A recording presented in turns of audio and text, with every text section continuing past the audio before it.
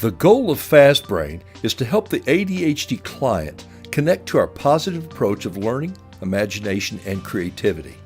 There's a balance to all this, a look at the whole person, how you live, what you eat, how you learn, what you do for exercise, your natural gifts and skills.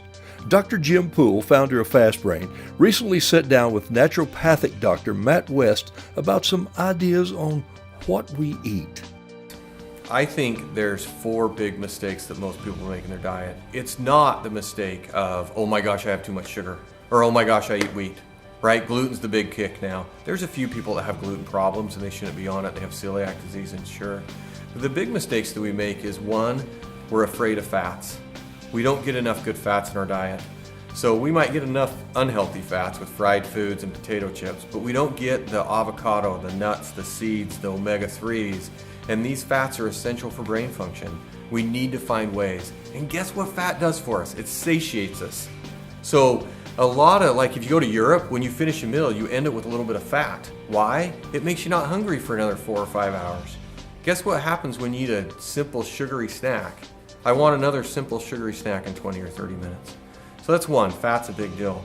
Second biggest problem I think in the American diet is we have no fermented foods. Fermented foods play a huge role in gut health. And guess what? 70% of your serotonin is made in your gut.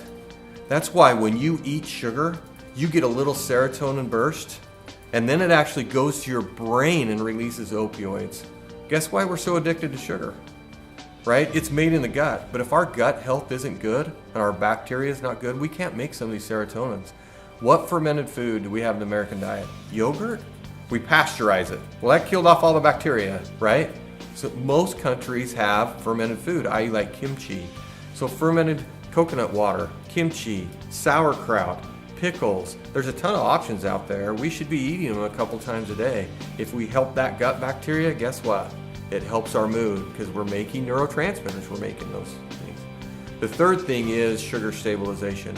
Most of us don't eat breakfast. We get up and what do? Have a cup or 2 of coffee. We have a small lunch, and then what do we do for dinner? Big old plate. And then what happens? I don't care if that's the healthiest food you've ever had at dinner. We can't metabolize it, we're gonna go lay down. We should be the opposite. Big breakfast, good sized lunch, and have a very small side plate for dinner. Why? Because when I have a side plate, it looks like it's full, and I feel like I'm full. We need to change how we're eating.